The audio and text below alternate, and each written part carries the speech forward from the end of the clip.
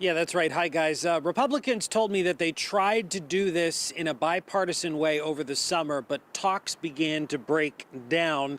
They accused Democrats of abdicating their leadership responsibilities when it comes to keeping people safe. Meanwhile, Democrats are calling Republicans hypocrites, saying that they decry gun violence, but at the very same time refuse to support many common sense gun reform legislative proposals.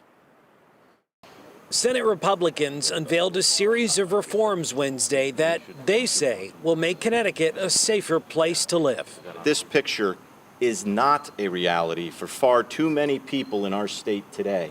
The Republicans cited the murder rate in big cities and a rise in car thefts.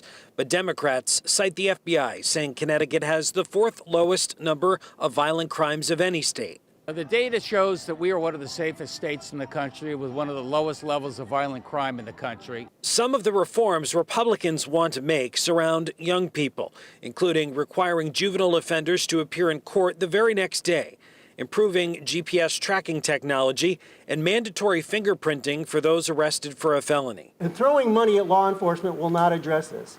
We need substantive change. First or second time offenders, we deal with them in one way. Some of them are criminal, some of them are repeat offenders, and those are not going to be safe to be out in the street. We'll deal with them another way. Governor Lamont told Fox 61 the pandemic has contributed to some of the rise in crime.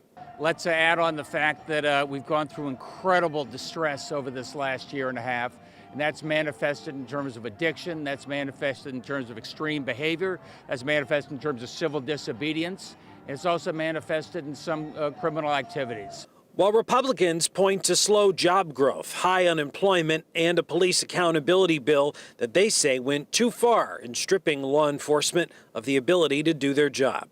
We feel that reforms that took place regarding law enforcement went way too far, and that some of them need to be rolled back. And also we need to look at new areas where we can bolster law enforcement's ability to address issues regarding crime.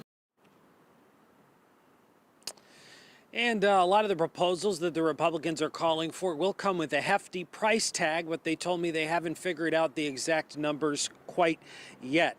They say that they are working to put all of their proposals into one bill, which would then be sent to the Judiciary Committee for review. Meanwhile, legislative Democrats told me that they do not have any appetite for calling anyone back for a special session to address this issue. We're live at the Capitol Complex in Hartford. Matt Karen, Fox 61 News. The back and forth